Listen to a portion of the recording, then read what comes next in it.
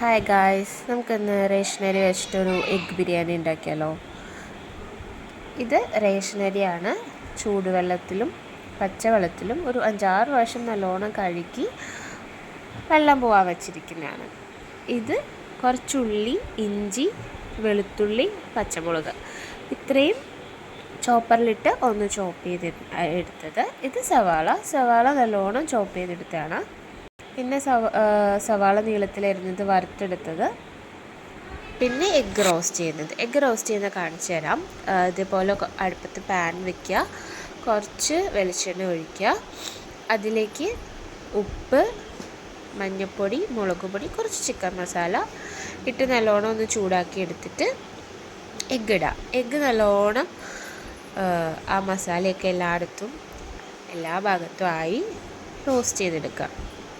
നമ്മൾ കുക്കറിലാണ് ബിരിയാണി വെക്കുന്നത്. സോ കുക്കർ അടുപ്പത്ത് വെച്ചു. കുക്കർ ചൂടായി വരുമ്പോൾ വെളിച്ചെണ്ണ ഒഴിക്കുക. എണ്ണ ചൂടായി വരുമ്പോൾ ശരിക്കും ഇടേണ്ടത് ഗ്രാമ്പൂ, പട്ട, ഏലക്ക, ബേ ലീഫൊക്കെയാണ്. പക്ഷെ ഞാനിട്ടത് വെളുത്തുള്ളി, ഇഞ്ചിയാണ്. ആദ്യം ആ ഒരു മസാലക്കൂട്ട് തന്നെ ഇടുക. എന്നിട്ട് വെളുത്തുള്ളി, ഇഞ്ചി ചോപ്പ് ചെയ്തത് അതൊന്ന് ചൂടായി വരുമ്പോൾ നമ്മുടെ സവാള ചോപ്പ് ചെയ്തത് ഇടുക. അത് നല്ലോണം വാടാൻ വേണ്ടിയിട്ടാണ്. കുറച്ച് ഉപ്പിട്ട് കൊടുക്കുക. നല്ലോണം വാട്ടി നല്ലോണം ഇളക്കി നല്ലൊരു ഗോൾഡൻ ബ്രൗൺ കളർ ആവുന്നത് വരെ നല്ലോണം അതൊന്ന് ഇളക്കിയെടുക്കുക. ഞാൻ ഈ ഒരു സ്റ്റേജ് എത്തിയപ്പോഴാണ് കുരുമുളക്, ഗ്രാമ്പൂ, ഏലക്കയൊക്കെ ഇടാൻ ഓർത്തത്. ഇത് പക്ഷെ ആദ്യം ഇടേണ്ടതായിരുന്നു. സോ നിങ്ങൾ ട്രൈ ചെയ്യുമ്പോൾ ഇത് ആദ്യം ഇടാം. പിന്നെ നല്ലോണം വാടി വരുമ്പോൾ തക്കാളി ഇട്ട് കൊടുക്കുക. ഞാൻ ഇവിടെ 2 തക്കാളി എടുത്തിട്ടുണ്ട്.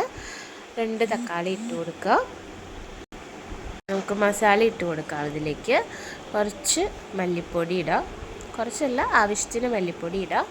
പിന്നെ മഞ്ഞൾപ്പൊടി. പിന്നെ നമുക്ക് ഇടേണ്ടത് മുളക് പൊടിയാണ്.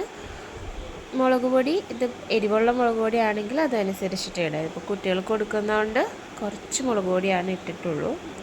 പിന്നെ കുറച്ച് ചിക്കൻ മസാല ഇട്ടിട്ടുണ്ട്. അതും ഇട്ട് നല്ലോണം ഇളക്കുക. അതും ഇട്ട് നല്ല പച്ചമണം വാടുന്നത് വരെ നല്ലോണം ഇളക്കി നമുക്ക് കുക്കർ കുറച്ച് നേരം അടച്ചു വയ്ക്കാം. അടച്ചു വെച്ച് കഴിയുമ്പോൾ ആ സവാളയും തക്കാളിയൊക്കെ നല്ലോണം വേവും. നല്ലോണം വെന്തിട്ടുണ്ട്. ഇതിലേക്ക് നമുക്ക് കുറച്ച് തൈര് ഒഴിച്ചു കൊടുക്കാം. പുളിയില്ലാത്ത തൈരാണ് ഒഴിക്കുന്നത്. പിന്നെ നമുക്ക് ആ വറുത്ത് വെച്ച സവാള അത് കുറച്ചിട്ട് കൊടുക്കാം. പിന്നെ നമ്മുടെ മുട്ട, നമ്മൾ റോസ്റ്റ് ചെയ്ത് വെച്ച മുട്ടയിട്ട്, പിന്നെ അരിക്ക് വേണ്ട വെള്ളം. ഞാനിവിടെ 1 ഗ്ലാസ് അരിക്ക് 1.5 ഗ്ലാസ് വെള്ളമാണ് എടുത്തിരിക്കുന്നത്. 3 ഗ്ലാസ് അരിയാണ് ടോട്ടൽ എടുത്തത്. നമ്മൾ അരി അളന്ന ഗ്ലാസ്സിൽ തന്നെ വെള്ളം ഒഴിച്ചു കൊടുക്കുക. എന്നിട്ട് നല്ലോണം ഇളക്കി തിളപ്പിക്കുക. വെള്ളം നല്ലോണം തിളച്ച് കഴിയുമ്പോൾ ഇതിലേക്ക് കുറച്ച് ഇതൊഴിച്ച് കൊടുക്കണം. നാരങ്ങ ഒഴിച്ചു കൊടുക്കണം. ഉപ്പ് നോക്കണം. ഉപ്പ് കുറച്ച് മുന്നിട്ട് നിൽക്കണം. നമ്മൾ വെള്ളത്തിലേക്കാണ് ഉപ്പ് നാരങ്ങ ഒഴിച്ചു കൊടുക്കേണ്ടത്. ഞാൻ അരി ഇട്ടു തിളച്ച് കഴിഞ്ഞപ്പോൾ. എന്നിട്ട് കുക്കർ അടച്ച് വെച്ച് ഒരു വിസിൽ വരയ്ക്കുക. എന്നിട്ട് ആ വിസിൽ ആവി പോകുന്നത് വരെ അടച്ച് വയ്ക്കുക. നല്ലോണം വെന്തിട്ടുണ്ട്. കണ്ടോ, നല്ലോണം ചോറ് വെന്തിട്ടുണ്ട്.